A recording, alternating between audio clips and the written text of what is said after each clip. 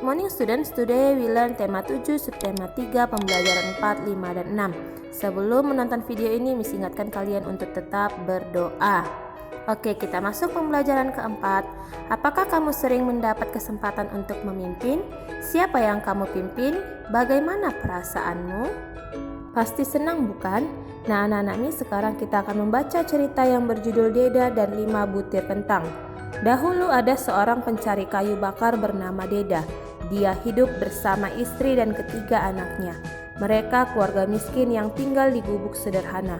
Sudah seminggu ini hujan turun. Deda pun tidak dapat pergi ke hutan mencari kayu bakar. Istri Deda berkata, "Suamiku, persediaan makanan kita hampir habis. Di sini hanya tersisa 5 butir kentang. Itu pun tidak cukup untuk makan kita sekeluarga. Aku tahu, bersabarlah, semoga besok tidak hujan dan aku dapat pergi bekerja. Sisa kentang yang ada biarlah untuk makan anak-anak saja," kata Deda.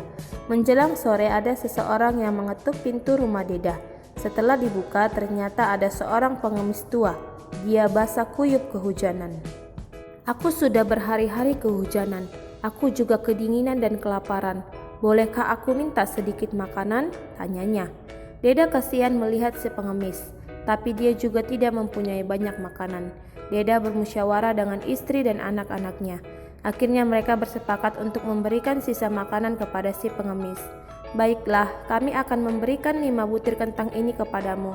Kami sangat kasihan melihatmu," kata Deda kepada si pengemis.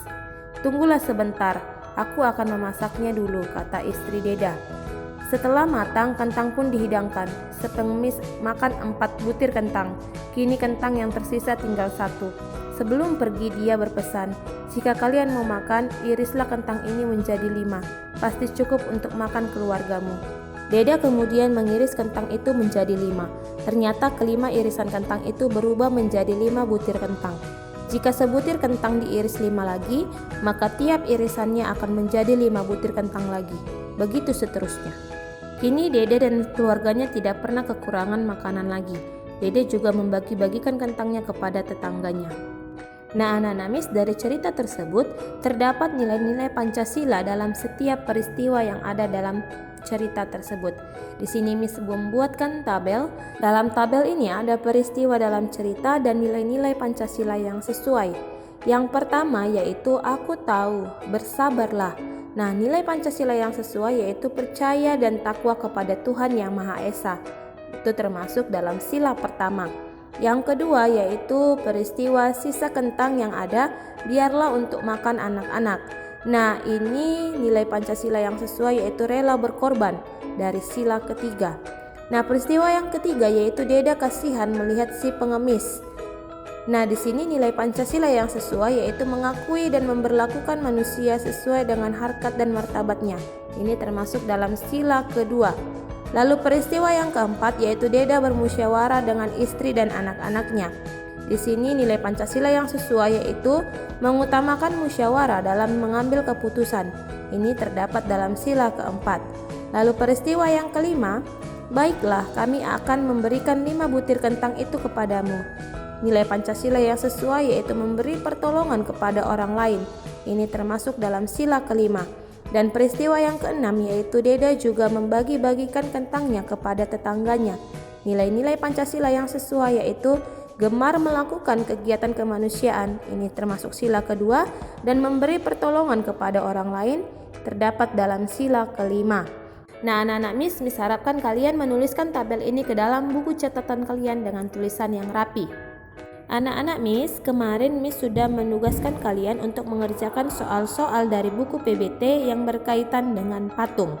Nah, patung itu ada beberapa jenis: patung religi, patung dekorasi, patung monumen, patung seni, patung arsitektur, dan patung kerajinan. Ada 5 teknik dalam membuat patung. Yang pertama yaitu teknik membentuk yang disebut dengan modeling. Yang kedua teknik memahat yang disebut carving. Yang ketiga teknik menuang atau cor disebut casting. Yang keempat teknik merangkai atau assembling.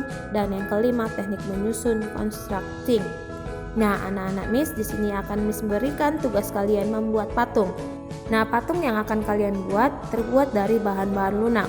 misalnya tanah liat, bubur kertas, lilin, sabun batangan, atau plastisin. Buatlah bentuk seperti yang kamu inginkan. Misalkan memberikan contoh langkah-langkah cara membuat patung dari bubur kertas. Yang pertama yaitu siapkan kertas bekas. Kertas ini bisa kertas koran atau kertas buku tulis yang tidak terpakai lagi. Yang kedua yaitu rendam kertas kira-kira selama 24 jam sampai lunak. Yang ketiga, buatlah kerangka menggunakan kawat. Besar kecilnya kawat menyesuaikan besar kecilnya patung yang akan dibuat. Yang keempat, kertas yang sudah lunak dapat ditumbuk lagi, lalu diperas dan dicampur dengan lem kanji sampai berbentuk seperti tanah liat. Yang kelima, tempelkan bubur kertas pada kerangka kawat sesuai dengan bentuk yang diinginkan. Yang keenam yaitu untuk mendapatkan lapisan luar yang halus, lapislah dengan kertas yang berwarna putih dengan lem. Yang ketujuh, jemur patung di bawah sinar matahari. Yang kedelapan, setelah kering, warnai patung dengan cat kayu atau cat tembok sesuai warna yang kamu sukai. Anak-anak Miss, tugas kalian ini merupakan tugas puncak tema 7 kalian yang paling lama dikumpulkan pada hari Sabtu tanggal 27 Februari 2021. Jangan lupa dikerjakan ya anak-anak. Kita lanjutkan pembelajaran yang kelima. Memimpin diri sendiri saat melakukan kegiatan membutuhkan ketegasan dan keberanian. Bagaimana dengan kamu? Apa yang harus dimiliki saat memimpin diri sendiri? Perhatikan teks cerita berikut ini. Pagi itu ayah dan ibu sudah menunggu Benny di kamar makan. Mereka biasa sarapan bersama di pagi hari. Ayah memanggil nama Benny, tetapi Benny tidak menyahut. Kemudian ibu berjalan menuju kamar Benny. Tiba di depan kamar Benny, ibu mengetuk pintunya sambil berkata, "Benny, ayo kita sarapan." "Iya bu," jawab Benny. Ibu membuka pintu kamar Benny. Ibu melihat Benny sudah mengenakan seragam, tetapi belum menyisir rambutnya. Benny sedang memasukkan buku-buku dan perlengkapan sekolahnya ke dalam tas. "Kamu tadi terlambat bangun, Benny?" tanya ibu. "Iya bu, tadi malam Benny mengerjakan tugas. Benny baru tidur pukul 11 lebih, jawab Benny.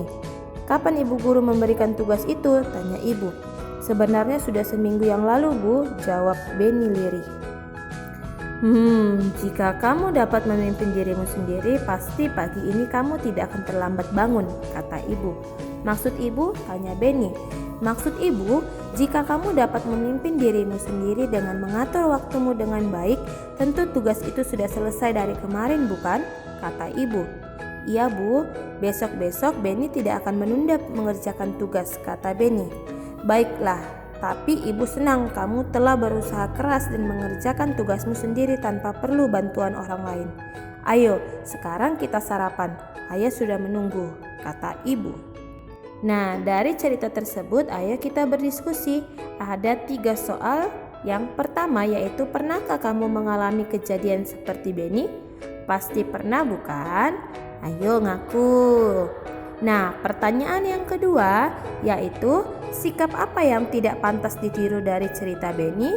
Sikap yang tidak pantas kita tiru dari cerita Benny yaitu mau menunda-nunda mengerjakan tugas yang sudah diberikan oleh ibu bapak guru. Nah, pertanyaan yang ketiga yaitu, sikap apa yang dapat ditiru dari cerita Benny?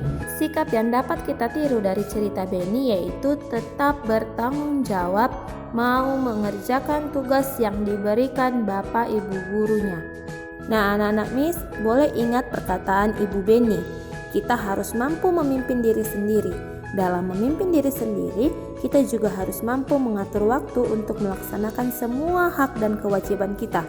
Sebaiknya dalam melaksanakan hak dan kewajiban kita harus bersikap adil. Nah, adil dalam menjaga keseimbangan antara hak dan kewajiban merupakan salah satu nilai yang terkandung dalam sila kelima Pancasila yang berbunyi keadilan sosial bagi seluruh rakyat Indonesia. Nilai-nilai yang terkandung dalam sila kelima Pancasila yang pertama yaitu mengembangkan perbuatan luhur yang mencerminkan sikap dan suasana kekeluargaan dan gotong royong. Yang kedua, mengembangkan sikap adil terhadap sesama. Yang ketiga, menjaga keseimbangan antara hak dan kewajiban. Yang keempat, menghormati hak orang lain. Yang kelima, memberi pertolongan kepada orang lain agar dapat berdiri sendiri.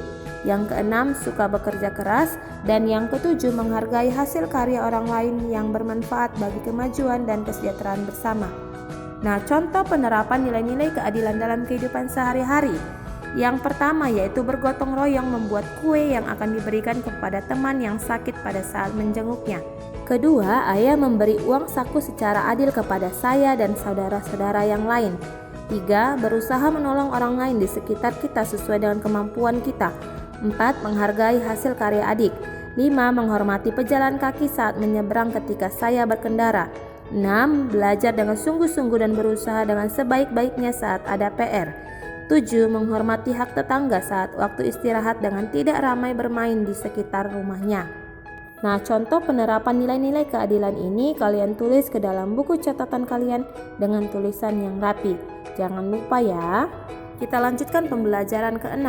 Apakah kamu seorang pemimpin yang baik? Bagaimana kamu tahu apa yang harus dilakukan untuk mengetahui apakah kita sudah memimpin dengan baik? Anak-anak Miss, pemimpin yang baik adalah pemimpin yang mampu menilai dirinya sendiri dan mampu mengatur waktu dalam kehidupannya sehari-hari. Nah, kemarin kita sudah pernah belajar mengenai struktur teks pidato. Hari ini Miss akan memberikan beberapa hal yang perlu diperhatikan dalam membaca pidato. Yang pertama yaitu menguasai materi, berpenampilan menarik, berpidato dengan singkat, padat dan jelas, menggunakan intonasi dan mimik wajah yang tepat, menggunakan gerak tubuh yang wajar, menghindari ketegangan, menggunakan bahasa yang baik dan jangan terpaku dengan teks. Yang ini juga ditulis dalam buku catatan ya anak-anak Miss. Sekian dulu pembelajaran kita hari ini, semoga video ini bermanfaat bagi kalian semua. Miss ingatkan kembali agar kalian mengerjakan tugas membuat patung dan menuliskan kembali materi yang sudah Miss berikan ke dalam buku catatan kalian dengan rapi. Terima kasih, goodbye.